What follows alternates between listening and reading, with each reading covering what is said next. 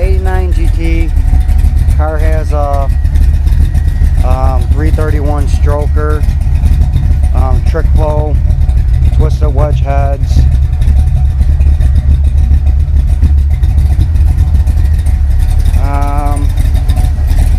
Kind of just getting up, so don't mind me.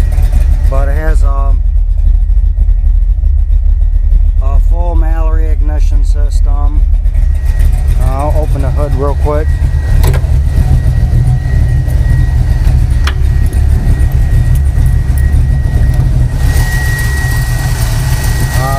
Small block 302.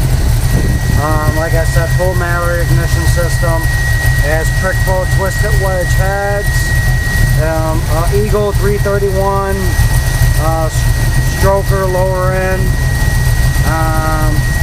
I replaced the Holley 670 Street Avenger with the Holley 650 double pumper.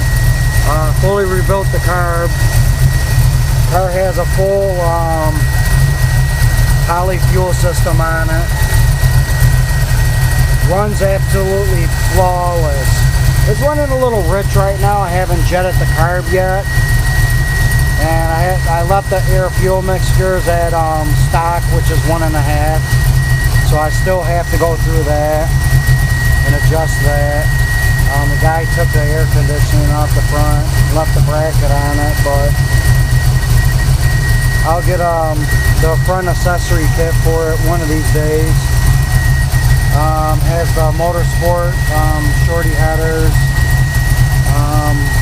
brand new tune-up MSD wires, got the Excel plugs and everything for it.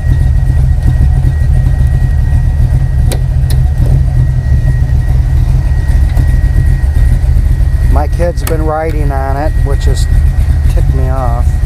You can see the scratches right here all in my hood and on my fender.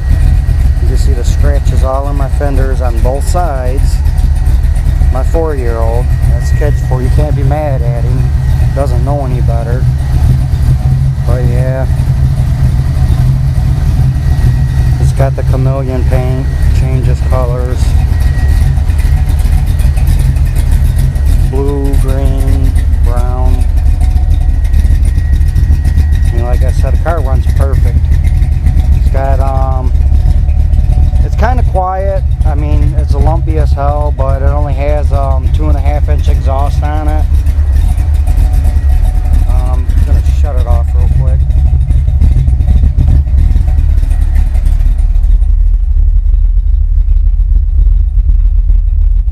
That's about normal running temperature for it. 160-ish.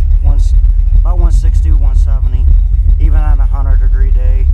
High volume oil pump is high volume oil pump and everything. Car has a girdle and everything on the bottom.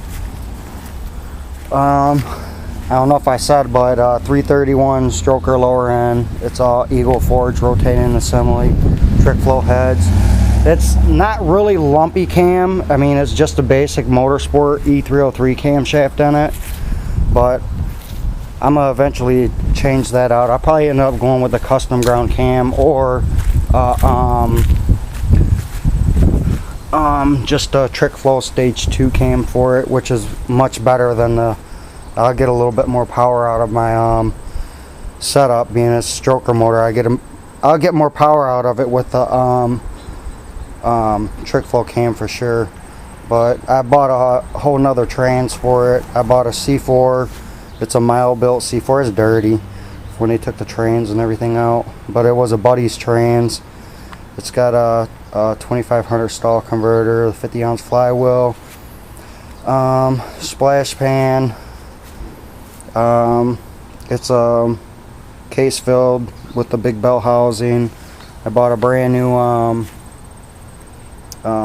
trans cooler for it.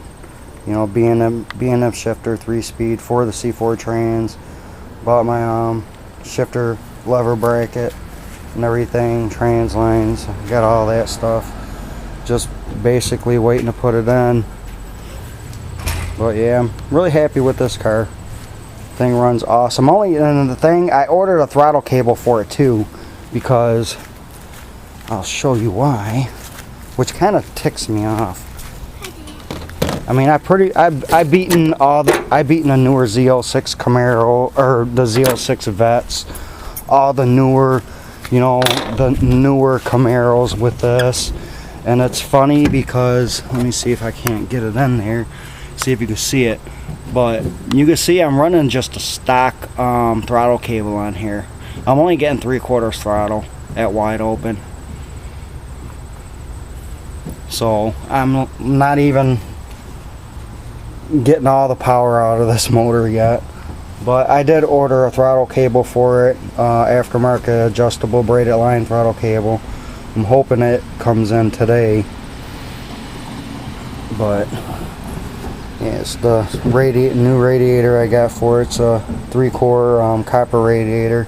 Really wanted it aluminum, but man, them things like $250 for aluminum 3-core, which this one here does fine.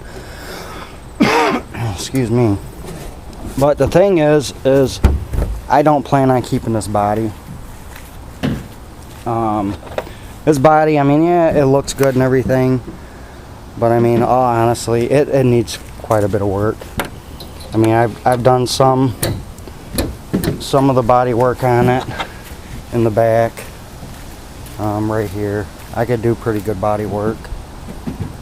I mean, that was just the first time. I haven't even went over it again at all. I mean, the paint's all chipped and everything on it. It has door poppers on it, which work perfect, but I don't like the door poppers. That's something that, like, you put the dingle balls and stuff hanging from your rear view mirror and everything with hydraulics and stuff with door poppers. It's just, on a car like this, it's garbage. So I'm getting another chassis for it. I hope to get a notch back. That's what I want to get. I want to get like a 79 to 93 notch back. I'm hoping to find a 4-cylinder car. If I can find a 4-cylinder car, that'd be awesome, because then my insurance would be a lot cheaper. But I mean, it's got a little bit of rust here, which is common on the Fox bodies. It's, you know, this is how the other side was. I mean, you can see it here. It's got a bubble on it. The camera's not showing it there too good. There it goes. And you can see it's just bubbled.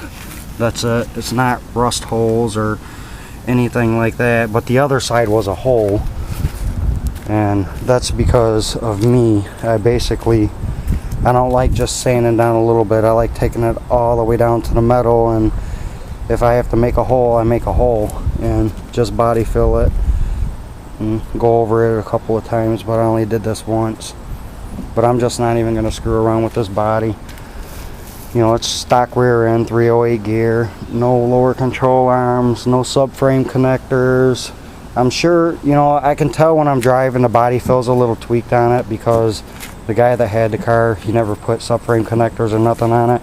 And I can see the marks from where he had slicks on underneath the car. He had a tire on either slicks or drag radials. So, and that's probably why I haven't even bothered replacing my windshield, because the windshield's cracked. Not bad, but I mean, it is what it is. And for what I paid for this car, I'm not complaining at all. But yeah, this is what I ended up getting back into my old hobby. I've probably had like 50, 60 of these cars, 90% of them built, and I love them. So see how things go with this. I'll post this in a little bit.